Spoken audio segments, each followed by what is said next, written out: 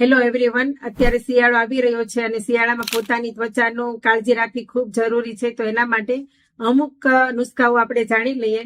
સૌથી પહેલા તો ભરપૂર પાણી પીવું, કેમ કે બોડીને હાઇડ્રેટ રાખવી ખૂબ જરૂરી છે. ડ્રાય બનવાના કારણે સ્કિન બ્લેક પડે છે. ત્યાર પછી છે પોષણયુક્ત અને પોષકયુક્ત આહાર લેવો.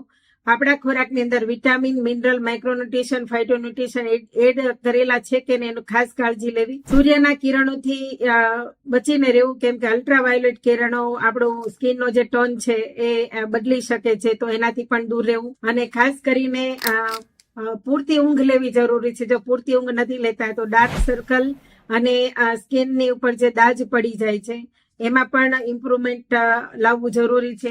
તો પૂરતી ઊંઘ લેવી, જેના કારણે સેલ નવા બને અને સ્કિન ઇમ્પ્રુવ થાય. કસરત અને હળવો વ્યાયામ કરવો જરૂરી છે, જેનાથી બ્લડ સર્ક્યુલેશન સારું થાય, તો સ્કિન સારી થાય. અને તણાવ મુક્ત જીવન હશે તો